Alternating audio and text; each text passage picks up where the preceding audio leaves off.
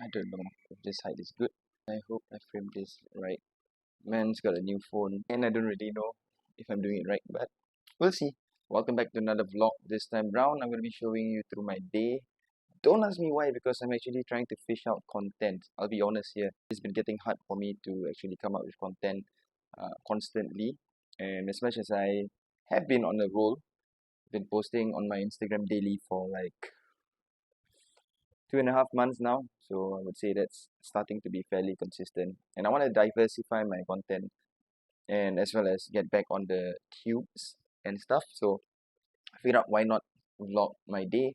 Because sometimes I might have thoughts that run through my head that I think might be valuable for you guys. Today I'm just going to be running through a few of my client check-ins and also programming for their workout. Man, I need my coffee first. Can't really think. Okay, yeah, so he's actually overseas right now.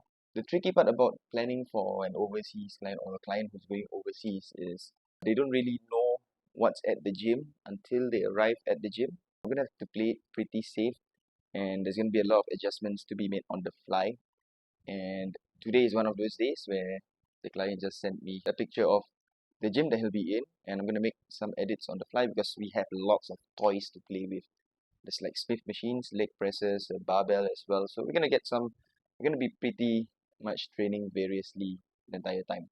So I'm gonna show you guys through all that and explain some of the whys behind the decisions that I make. Oh, not to mention the guy who's going overseas. Well, the gym that he was at, he's only gonna be there for 2 days, and then he'll be in Bali, which is he's gonna be traveling away again to another part of Indonesia in Bali where I'm not too sure whether he has access to the gym. I'm gonna have to check with him again. I'm probably gonna be like programming safe for 2 days based on like maybe dumbbells and stuff, things that usually are found in the gym. And then another 2 days when he's back in at his other gym, which is probably the weekend. I'm gonna be playing around with toys on those 2 sessions. So looking forward to it. This is gonna be fun, and let's take you guys through right after I finish this coffee. Okay, so with the first client that I'm working on right now, it's currently probably in Bali already. I'm not too sure. So yesterday he got in his first upper body session, which was actually planned to be for last week. The workouts that he missed last week, right, are going to be put in and done for this week whenever he can. Because, like I said, context here, okay? He travels abroad a lot. He has a child. Basically, it's a newborn right about the same time as I had my newborn. So we both have December babies. So I understand exactly what he's going through, and sometimes it might be tough to actually get through a week of training. For example, myself, I did not manage to do a single conditioning or cardio session last week just because time was not in my favor. I mentioned that I wanted to do a long-ish cardio or like 30-minute easy zone 2 run over the weekend, but that was not possible as well because I had work and like in between work there was just so many things going on. So sometimes life just comes in and just you know messes up with your plan, and that's okay. We have to learn to be more flexible with our time. Don't be too rigid. Don't approach this fitness thing with being too rigid or thinking like, oh dang, I missed a session. That's the end. It's either I get the session in or I quit. And that's not the way. Like I said, I didn't get to do a single conditioning session last week, and my client over here didn't get to squeeze in a single session last week, and that is fine based on our situation. Right? Of course, if you are training for a sport or you are training for like bodybuilding and stuff, then we might have a problem. But right now, for the Gen Pop, for the everyday folk, for the dads, for the parents, um, for the beginner, somebody new to fitness, missing out a few days is fine. There's no reason to beat yourself up about it. And if you do miss a day, just get back on it again, like what my client did here. So he missed last week. So what he did was, before the week actually ended, on Sunday, he got his session in. So really proud of that. It was an upper body session. Let's just take a look at his performance. He did some smart things yesterday. Basically, for the first time, I think we have access to the Smith machine. So instead of doing a flat dumbbell bench press, my man went on to a Smith machine for the bench press, which is a smart move because you'll be able to load up with a heavier weight. And like I said, it doesn't matter the equipment that you use as long as the movement pattern is the same or a similar movement pattern. Your muscle only knows proximity to failure and effort. So uh, really, no worries switching it out unless you are trying to train to be better at like dumbbell bench press, or if you're a power lifter, you're training to be better at the bench press, then it might make sense to keep bench press with the barbell in your programming all the time. But if you're not, then play around with it. There's no reason for you to say that uh, a barbell or like a barbell bench press is better than a Smith machine bench press.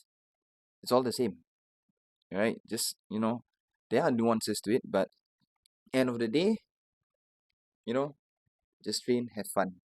He did not have access to also a single arm cable row. So what he did was, instead of single arm cable row, was a rowing machine.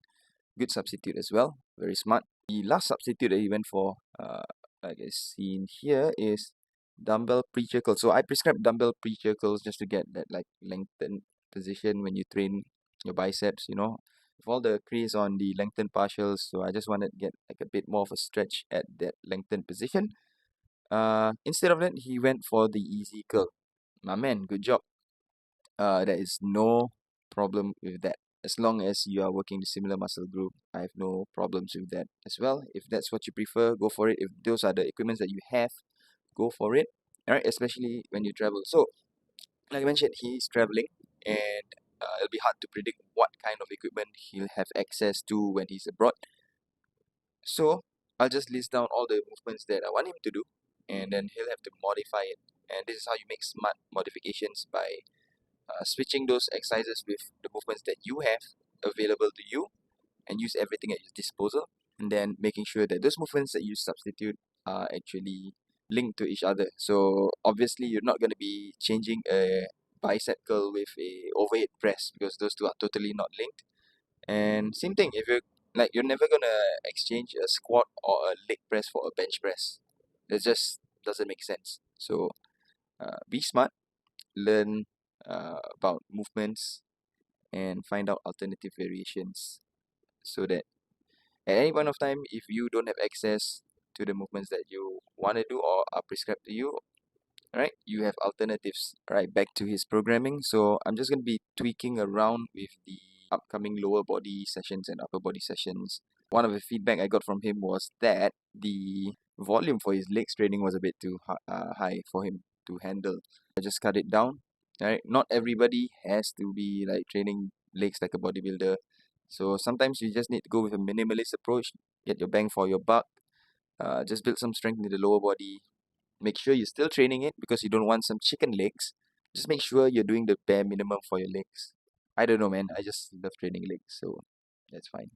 Leg days are usually I prescribe some light plyometrics just because we want to maintain a bit of that explosiveness and ability to move because you'll never know when you need to go for a jump or a sprint as a dad, especially. Right, this will come in handy when your kid starts running around, especially. And then moving on to the actual strength workout. What I have here is goblet squats, dumbbell Romanian deadlift, front foot elevated split squat, and then followed up by Jefferson curls. And then lastly, I like to program some conditioning work at the end of his lower body day because it's pretty low volume. So we can squeeze in a bit of some of that conditioning work. I might just switch out the goblet squat for a leg press because we have access to that. We also have access to a barbell, so we're gonna go straight into barbell Romanian deadlifts. The only reason why I'm adding that barbell RDL there is because, like, I know he has access to the leg curl machine, but barbell, man, come on, I'm not gonna pass up on that opportunity to do some barbell lifts. It'll be fun. He's probably gonna learn a thing or two about the barbell itself, and I hope he falls in love with it because I love the barbells a lot. Right, for the front foot elevated split squats, we are probably gonna keep it in there. I'm gonna switch around the rep range a little for the leg press because three sets of three reps.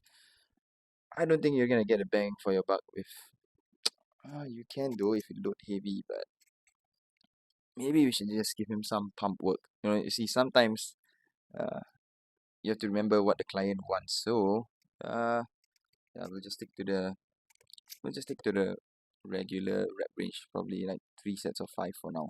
It was on 3 sets of 3.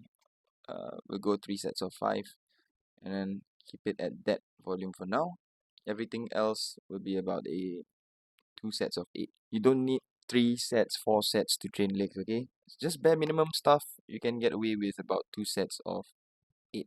But that doesn't mean you go 2 sets easy or what. You have to put in some effort and still go hard on training. Okay, so if you're ever short on time and you want to get an effective workout in, best tip that I have is for you to actually go for 2 sets, go hard, and done. Bang for your buck, get it done and over with. Will be done in a jiffy. Effective training, but you really have to push hard. There is no substitute for hard work. I think I'm happy enough with today's. So yeah, we will save this for now. I'm gonna get on to the rest of the programming. Probably gonna be working out. I don't know if I'm gonna be doing it at the gym here or whether I'm gonna be doing it at the gym outside. We'll see how much time I have left once I'm done with work, and I'll see you guys in a bit. إذا الشعب يوما أراد الحياة فلا بد أن يستجيب القدر ولا بد لليل أن ينجلي ولا بد للقيد أن ينكسر إذا الشعب يوما أراد الحياة فلا بد أن يستجيب القدر ولا بد لليل أن ينجلي ولا بد للقيد أن ينكسر ومن لم يعانقه شوق الحياة تبخر في جوها واندثر ومن لم يعانقه شوق الحياة تبخر في جوها واندثر كذلك قالت لي الكائنات وحدثني روحها المستتر. Alright guys, so I think I've got all the clips I wanted for the day. I'm gonna end off this vlog. I'll probably do more of this. I will probably do it about once a week, I hope. And yeah, perhaps getting on the podcasting again pretty soon. I have no concrete plans for that yet, but I do have plans to appear on a few podcasts, so do look out for those. And that's about it. Enough blabbering. Time to go. Bye bye.